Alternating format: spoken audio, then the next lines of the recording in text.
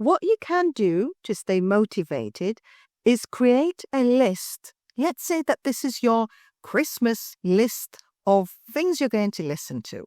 So the first fun activity I want you to involve yourself in is go online on any platform, whether that is YouTube or TikTok or X, wherever you like, and find interesting talks, interesting videos, interesting podcasts in areas connected to your work.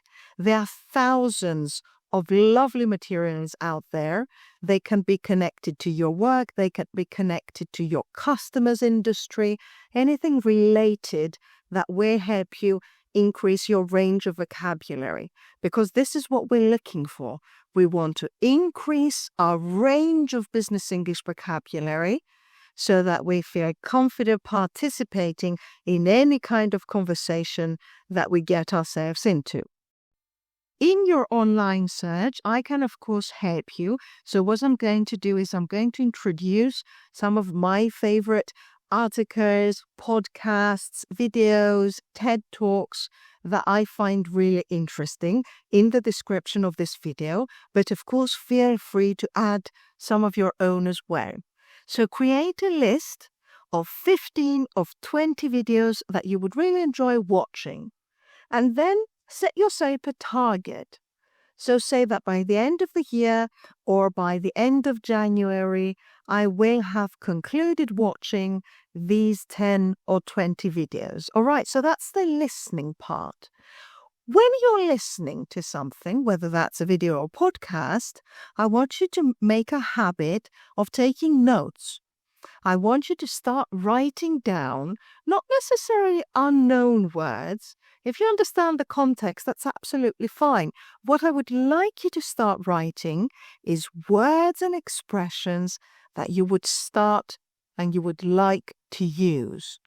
Let's say that you come across an expression like to keep me in the loop, to keep me involved in something. You know what it means, but you never use it and you'd like to use it. So write it down in your list of new words, new phrases. So at the end of each video, I want your goal to be to have written at least 10 or 15 nice words or expressions. Okay, and then we move on to the writing part.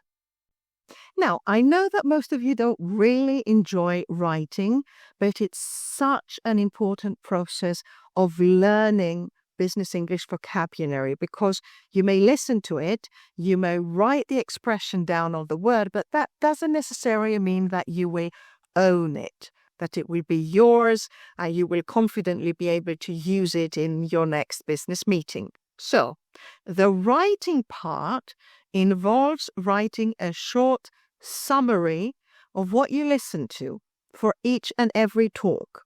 So I complete listening to it, I have my words written down, and then I have to practice concise writing, because this is what business English is all about. We need to move away from descriptive writing that we did in our academic years when we were studying, and we need to move into more concise language. So now I want you to use the expressions that you wrote in a short summary. It doesn't have to be more than 250, 300 words. That's about half a page.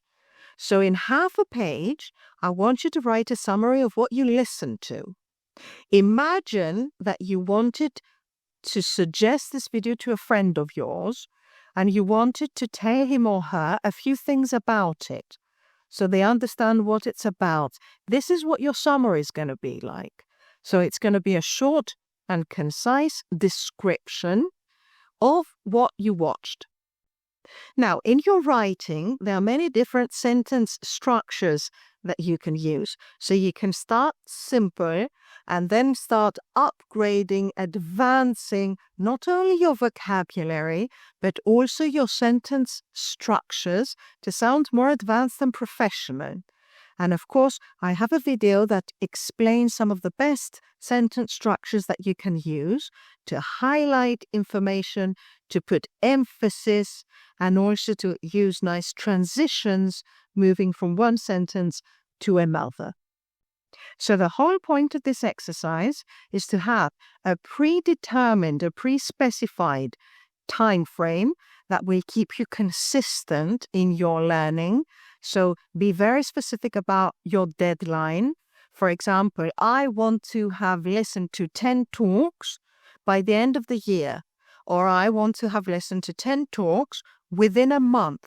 And for each one of these talks, I will write down 10 or 15 words or expressions that I like and create a short summary. This is going to help you stay motivated in this process and be consistent. Now, many students ask me, so I write the summary, how do I know that it is correct?